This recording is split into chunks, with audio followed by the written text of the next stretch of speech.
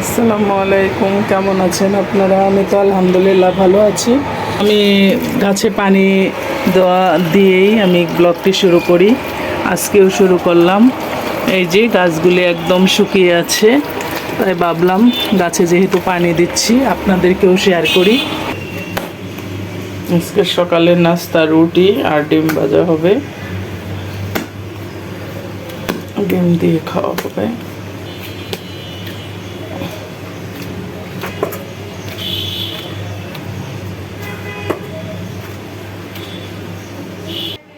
এই যে আমি আলুগুলি পলে নেব কুচি কুচি করে। এখানে আলু আছে, আলুগুলি ধুয়ে নিচ্ছে। এখানে আলু কেটে নিয়েছি, ভাজি করব। তো তেল বেশি দিচ্ছি যেহেতু আলু ভাজিটা ভাজি শুক্রবার দিন। তার সাথে আলু রুটি, এই যে রুটি বানিয়ে রাখতেছি,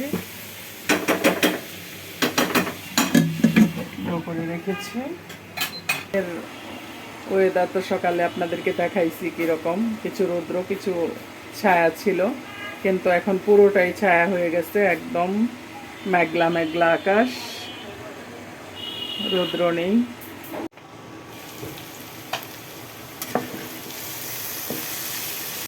আলু ভাজিটা হয়ে গেছে, আমি এখন এটা উঠিয়ে নেব।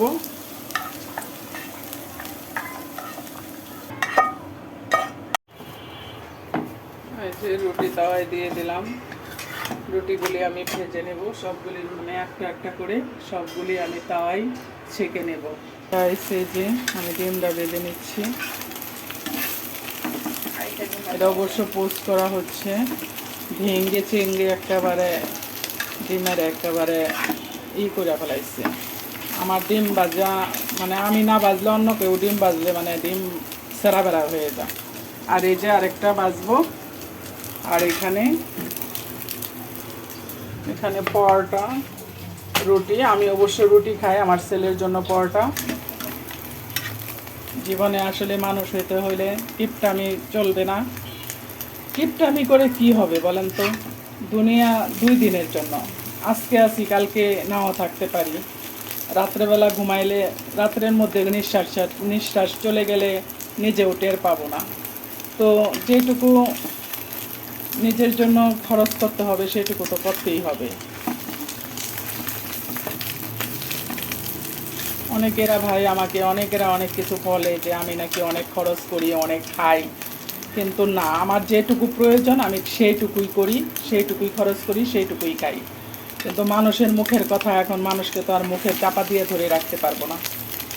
যাই হোক, আল্লাহ আমাকে খাওয়াচ্ছে, আমার রিজিকে যতটুকু আছে ততটুকুই আমি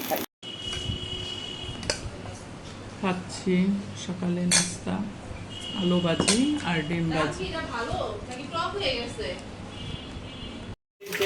সকালের নাস্তা খাওয়ার শেষ। এখন আমি সকালের যা কিছু ছিল সব কিছু ক্লিন করে নিচ্ছি, রান্না করব। এই যে গরুর গোশত ভিজিয়ে রেখেছি। আর কি রান্না করি অবশ্যই আপনারা দেখবেন। আপনাদের এই যে পটলগুলি কেটে নিচ্ছি। এই যে পটল, এটি মানে কি করব, দোরমা করব। আর এখানে পেঁয়াজ কেটে নিচ্ছি, আলু কেটে নেব, মাংসের মধ্যে দিব। আলু নাই, শেষ হয়ে গেছে, তাই যেগুলো আছে সেগুলাই দিয়ে দিব। পেঁয়াজগুলি কেটে নিচ্ছি।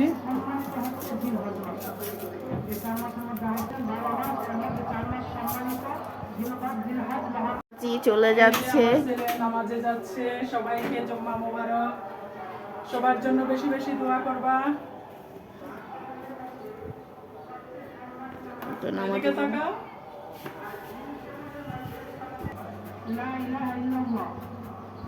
এরকম করে একটু কেটে কেটে নিচ্ছি, যেহেতু আজকে কচুর ভাজি বড়া বানাবো, এই জন্য এটাকে এই যে আমি পটলের ইয়াগুলি সিদ্ধ করে নিচ্ছি। কারণ আরেকদিন ভর্তা বানাইছিলাম, আমার মেয়ে ভাজা ফেলাইছিল। আসলে প্রথমে ভেজে নিলে দেখা যায় কি একদম কিরকম জানি সিদ্ধ হয়ে যায়, ভাজতে মানে খুব অসুবিধা হয়, মানে শক্ত হয়ে যায়।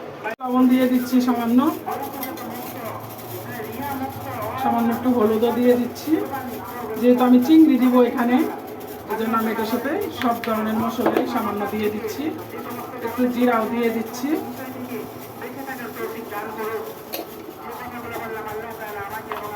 আমি পটলগুলি ভালো করে কেটে নিয়ে উপরে চামড়াগুলি ফেলে দিয়েছি। আর এটাকে মেয়ে জানে কি রান্না করবে পোলাও দিয়ে খাওয়ার জন্য। আর এখানে পেঁয়াজগুলো কেটে নিয়েছি, এগুলো সব কেটে মেটে নিয়ে তারপরে রান্না শুরু করব। তবে ধোয়া হয়ে গেছে, আমি এখন পেঁয়াজগুলি কেটে নিচ্ছি।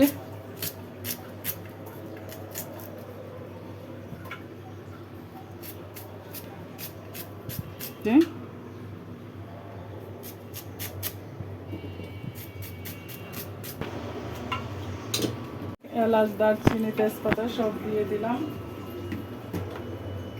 আর এখানে আদা রসুন পেস্ট, বেশি দিলে আবার গন্ধ করবে।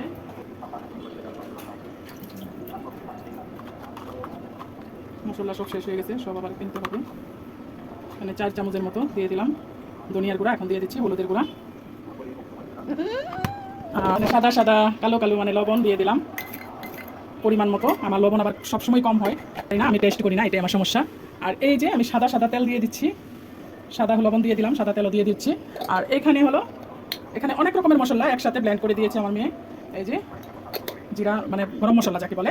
আমি এখন এটাকে একদম ভালো করে মাখিয়ে নেব, কারণ এখানে মরিচটা দেওয়া হয়নি গাইস, কালারটা এই জন্য আসেনি। আমি মরিচটা ব্লেন্ড করে নিব ভালো করে। যে মরিচগুলি আমি বটা ফালিয়ে এটাকে ব্লেন্ড করব। আমি আমার লাইফে কখনো আমি মরিচ ব্লেন্ড করিনি বাসায়, আজকে করতেছি, দেখি হয় কি না। না হলে পাটায় পিষে নেব, অসুবিধা নেই, কারণ হাতের মরিচের তরকারি অন্যরকম একটা মজা। আর এখন ইদানিং দেখা গেছে রাঁধুনি মরিচগুলিও নকল করে ফেলেছে, মানে নকল বলতে এত পরিমাণে কালার যে মানে তরকারি লাল হয়ে যায়, অল্প দিলেও লাল হয়ে যায়। আর একটা এত পরিমাণে একটা ঝাঁজ আসে, মানে অল্প দিলেই ঝাল ঝাল লাগে। বুঝতে পারতেছি না দুনিয়াটা আসলে কি বলবো গাইস। এই যে পটলের মানে খোসা বেজে নিয়েছি, আর এখানে রসুন আর শুকনা মরিচ বেজে নেওয়া হচ্ছে। আর মাংসটা বসিয়ে দিব রাইস কুকারে, প্রেসার। আসলে কি বলবো গাইস, দেখেন মরিচের কালার কি পরিমাণে লাল, এটা ঝালও হবে। বিন্দু মরিচ না কি মরিচ জানি বলে, কারেন্ট মরিচ। বেশি জাল দিব না, যেহেতু বাচ্চারা বেশি জাল খেতে পারে না। আমি তো এখানে হচ্ছে পটলের খোসা আর কালো জিরাটা একসাথে ভেজে নিচ্ছে। এই যে এখানে হচ্ছে একটা পার্সেল চলে এসেছে, একটা অনলাইন পেজ থেকে আমি একটা বোরকা অর্ডার দিয়েছিলাম। তো দেখি বোরকাটা আসলে কেমন হয়েছে। অনলাইন থেকে আগে কখনো আমি বোরকা অর্ডার দিইনি, তো বাসায় বানাই যেই সব কাপড় দিয়ে বোরকা পরি, একদম আরামদায়ক, চেরি জর্জেট। না, বোরকাটা ভালো হয়েছে, এখন একটু খুলে দেখি। আমি এখানে সব ধরনের মশলা দিয়েছি, সামান্য তেলও দিয়ে দিচ্ছি। এই যে দেখেন, এটা এর বড়া করব, কচুর বড়া। কচুর বড়াটা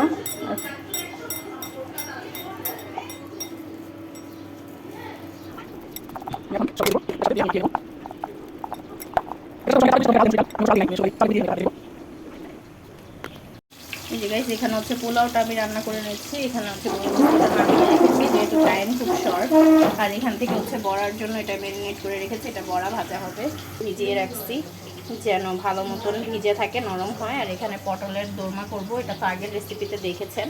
তো এই তো রান্নাটা শেষ করি। এই যে দেখেন কি সুন্দর করে আমি কেটেছি, দাঁড়ান আপনাদেরকে একটু দেখাই। দেখেন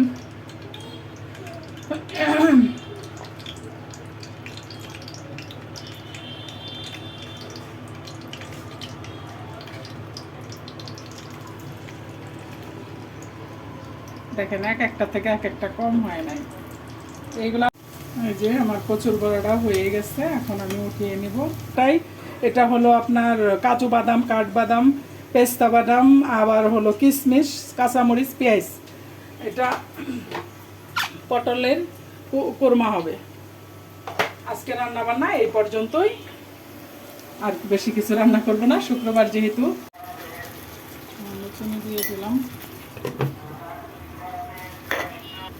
এই যে এখানে মাংসটা হয়ে গেছে ফেলেছি, তো এখানে পোলাও নিয়ে নিয়েছি, আর এই যে কোরমা যেটা পটল দিয়ে করা হয়েছে এটা বেড়েছি। এখন মাংসটাকে পেঁয়াজে বাগার দেওয়ার জন্য পেঁয়াজটাকে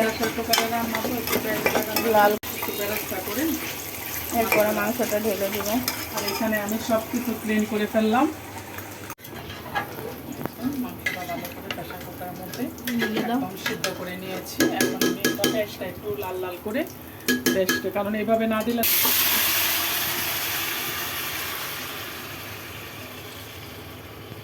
বিসমিল্লাহ। এই যে সরিষা তেল দিয়ে আমি এটাকে মাখিয়ে দিছি। এটা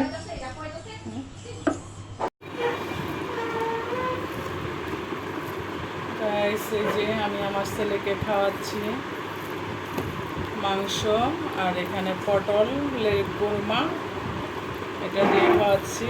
আজকের ভিডিও শেষ করতেছি। আমার ছেলের খাওয়া দিয়ে। ভালো থাকবেন, সুস্থ থাকবেন, আল্লাহ হাফেজ।